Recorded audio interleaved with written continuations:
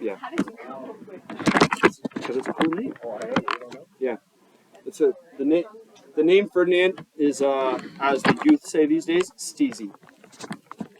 You guys have probably never heard that. It's too cool. All right, guys. Let's go right into our lecture again. I'm going to give our objective one more time now that I'm recording this. Our objective of this lecture, and of if we get any class work time, will be to learn about the Sermon on the Mount and to see Jesus as a poet in our first parables. So, as I grab my notes and you grab yours, finish writing that down. Let's see. All right. So I prepped you guys about our test. All right. We're going to talk. I want to talk about my favorite 3 chapters of the Bible. There's a lot of stuff I love in the Bible, but these 3 chapters in the Sermon on the Mount, this is why you guys have your project. I would argue 3 of the most important chapters of the Bible. You could say, yes, there's more important, that's fair, but yes, that's what you guys are working on. It's Matthew chapters. It's Matthew 5 through 7. Now, there's debate. I mean, obviously, it's not the most important, but it is personally my favorite. And why is because it's a collection of Jesus' ethical teachings. It's a collection of Jesus' ethical teachings. What? I think it's one of the most important selections of the Bible because of this. All right, ethical. You guys probably don't know this word. That's okay. Ethical is doing what is right. Doing what is right, or how to be good.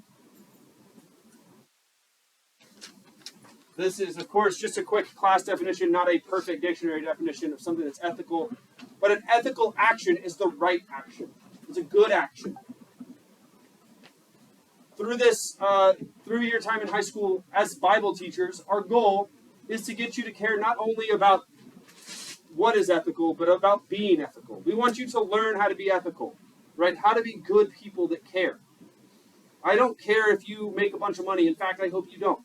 I don't care if, I hope that you don't grow up to be a millionaire. I hope that you instead grow up to follow Christ. Right? That's what I hope. I don't care about your success on how big of a house or how nice of a car you drive eventually. I care about how well you follow Christ and how well you do what he says. And we can learn what he says to do in Matthew chapters 5, 6, and 7. So, Matthew 5, 6, and 7 is where he says how to be an obedient Christ follower. Now, I want to be very careful with my language on this. When I talk about being a Christ follower, I'm going to try to avoid the phrase being a Christian unless we talk about a few key doctrines. Because what I want to say is there are plenty of people that are not obedient Christ followers. All right? There's people that are just not obedient or perfect in everything.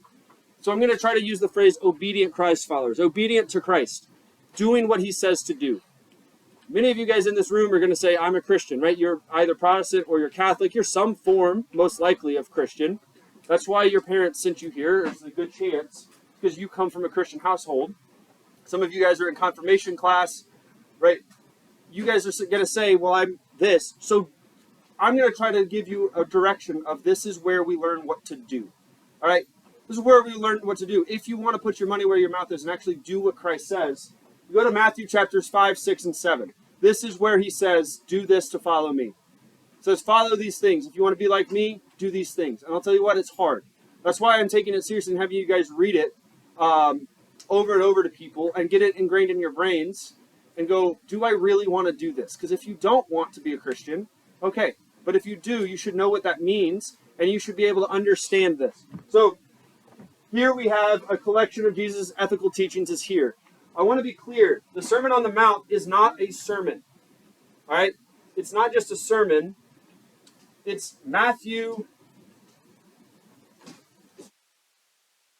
building on Moses at Sinai. Building on Moses at Sinai. What? On top of Sinai? Yeah, building off of, that's fair. Yeah, that's probably a good correction. I think you're right. All right, building off Moses at Sinai. Moses, remember, Matthew wants us to think that Jesus is just like Moses. He's the new Moses, in fact. He's the better Moses. So, in Exodus, after the wilderness, right, they go into the wilderness, they're there for a little while, they have some problems, and then Moses goes up and gets the law at Sinai. So Matthew has Jesus doing the same thing, and what he does is he takes the large chunk of Jesus' parables, all right, parables that other authors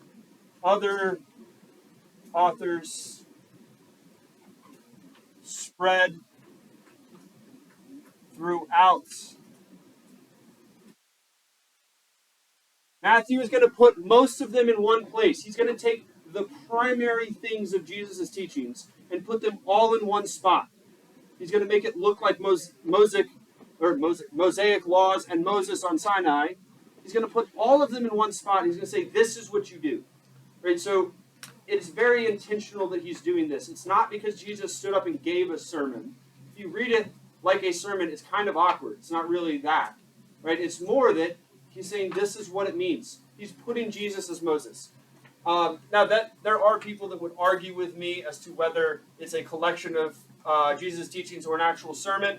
I will say this, the majority of scholars, which this class goes with the majority scholarship, not even my personal opinion scholarship, I will teach you guys things that I personally disagree with throughout this semester, because I'm going to go with majority scholarship, and we all say it's a collection of the teachings wrapped together rather than one solid sermon. All right, so here's why I say this. So we have the author's treat. So the Synoptic Gospels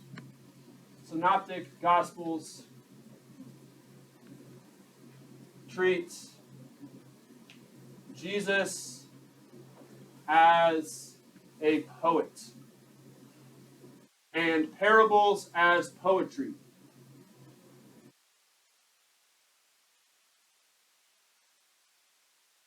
Our author, Gerd Tyson, that we're reading The Shadow of the Galilean from, this author, this purple book here, the guy's name is Gerd Tyson or Gerd Tyson, some German guy, the most German name ever. He has this idea that I've kind of stolen from him and I really like, is the Synoptic Gospels, they treat Jesus as a poet. Right? It's not just that he's some random teacher. He's much more than that. He's a poet, and the parables are poetry. Which, if you don't really know this, I mean, this author loves to do this. He uses the Psalms and other poems, and he reworks them into new context throughout. But one of the central things is that poetry is dependent on, what is it? Anybody have a guess what it's dependent on for meaning? Literary, social, and historical context. All right, it is dependent on the context that it's read in. It's dependent on the context that it's read in for meaning. If you read a poem completely devoid of any context, it's going to have very little meaning to you. If you instead read about it, you learn that the author was somebody that's really oppressed and beat up, you're going to go, wow, this has some meaning. Let's think of the song Amazing Grace. If you go out, it's a beautiful sunny day like today. Today is like 45 degrees outside, so spring is coming, and you start singing Amazing Grace. What feeling do you have if you hear Amazing Grace? We all know that song, right? So if you play the song Amazing Grace on a beautiful day like today as you leave school, what is the emotion you're going to think of with the song? What? Sad. You're going to feel sad with Amazing Grace on a beautiful sunny day? I'm going to have to disagree with you on that. Would anybody else say they'd feel sad from Amazing Grace automatically? What about if I sing it at a funeral? For sure I'm sad, right? The point is sadness. But if I play it on a beautiful day, I'll tell you this, Maybe Dev will be sad for it because he's just trained to. That's okay. I hear Amazing Grace on a beautiful sunny day. I'm going to be joyous and just gracious. Like, I'm going to go, God, thank you for this grace that you have given me. I'm going to be happy because I'm enjoying a beautiful day. The song gets its meaning not just from the words, but from the context it's in. That includes literary.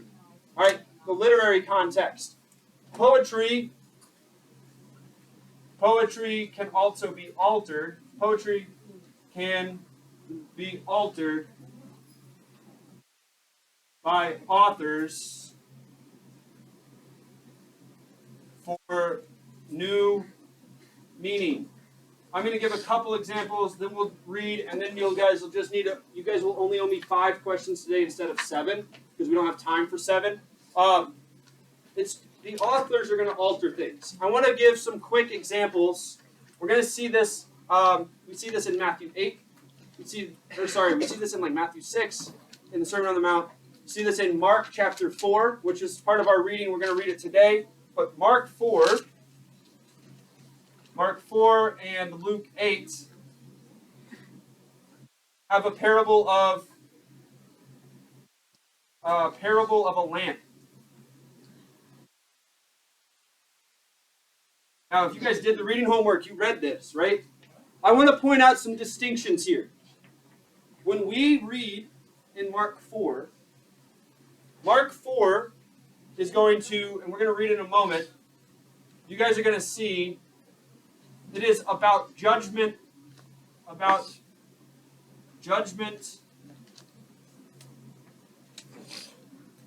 and punishment. You guys will see what I mean and why from what is around it. It's about judgment. Luke is going to tell this same parable, but he's going to set it in a different setting that you have read about if you've been reading Luke. Luke's setting, when Luke has it, Luke is going to add a key phrase to it. He's going to add a couple things around it. Instead of saying in Mark says, even what you have will be taken. All right, so I want us to keep that idea in your brain. Even what you have will be taken. Luke says, what you think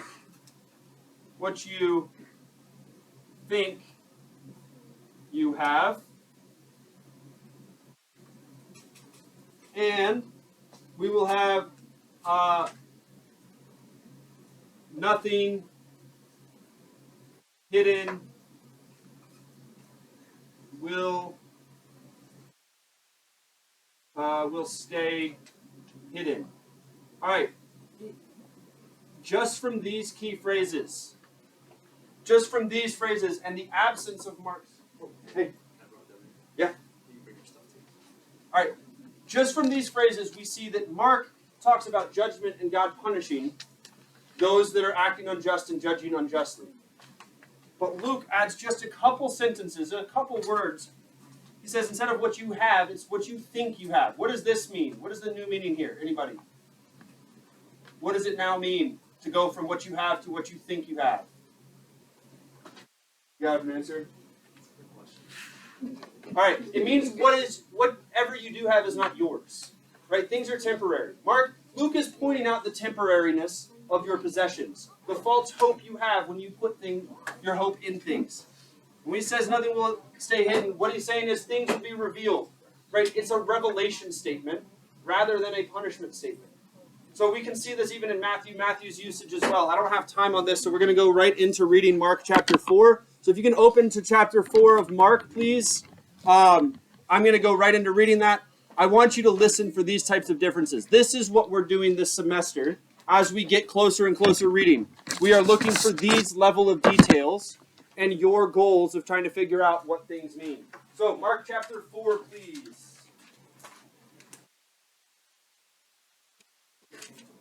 He was not ready to play ball with giving an answer. Why? Good. All right. Mark 4.